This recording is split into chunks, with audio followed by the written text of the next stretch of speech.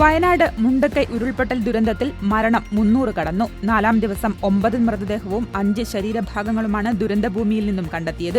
107 മൃതദേഹങ്ങൾ തിരിച്ചറിഞ്ഞു. 116 മൃതദേഹങ്ങൾ നടപടികൾ പൂർത്തിയാക്കി വിട്ടുനൽകി. 130 പേരുടെ DNA സാമ്പിളുകൾ ശേഖരിച്ചു. 206 പേരെ ഇനിയും കണ്ടെത്താനുണ്ട്.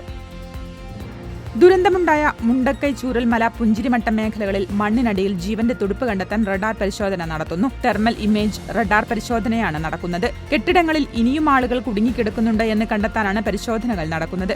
അതേസമയം ഉരുൾപൊട്ടലുണ്ടായ മുണ്ടക്കൈ മേഖല ഉൾപ്പെടുന്ന മേപ്പാടി ഗ്രാമപഞ്ചായത്തിനെ ദുരിതബാധിത പ്രദേശമായി പ്രഖ്യാപിച്ച് സർക്കാർ ഉത്തരവിറക്കി. വയനാടിന്റെ കണ്ണീരൊപ്പാൻ മുസ്ലിം ലീഗ് സംസ്ഥാന കമ്മിറ്റി പ്രഖ്യാപിച്ച പുനരധിവാസ ഫണ്ടിന്റെ ധനസമാഹരണം പ്രത്യേകം തയ്യാറാക്കിയ ആപ്പ് വഴി ആരംഭിച്ചു. പാണക്കാട് നടന്ന ചടങ്ങിൽ സയ്യിദ് സാദിഖ് അലി ശിഹാബ് തങ്ങൾ ആപ്പിന്റെ ലോഞ്ചിംഗ് നിർവഹിച്ചു. ഫണ്ടിലേക്കുള്ള ആദ്യ സംഭാവന 50 ലക്ഷം രൂപ പ്രവാസി കൂടിയായ തിരുനാവായ എടക്കുളം സ്വദേശി അബ്ദുൾ സമദ് ബാബു സയ്യിദ് സാദിഖ് അലി ശിഹാബ് തങ്ങൾക്ക് കൈമാറി. ഓഗസ്റ്റ് 2 മുതൽ 15 വരെയാണ് ഫണ്ട് ശേഖരണത്തിനുള്ള സമയം.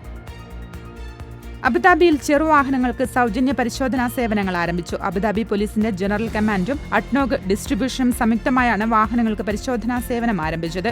അഡ്നോഗ് ഡിസ്ട്രിബ്യൂഷന്റെ സേവനാ കേന്ദ്രങ്ങളിൽ ഉൾപ്പെടെ 12 സ്ഥലങ്ങളിലാണ് പരിശോധന. Engine oil, brake fluid, coolant, air ഫിൽറ്ററുകൾ എന്നിവയുടെ സൗജന്യ പരിശോധനയാണ് നടക്കുക. സൗദി റിയാദിൽ നടക്കുന്ന സ്പോർട്സ് ലോകകപ്പിലേക്ക് സന്ദർശക പ്രവാഹം. സ്പോർട്സ് ആസ്വദിക്കാനായി എത്തുന്നവരിൽ ഭൂരിഭാഗം ആളുകളും ഖത്തർ, ബഹ്റൈൻ തുടങ്ങിയ രാജ്യങ്ങളിൽ നിന്നുള്ളവരാണ്.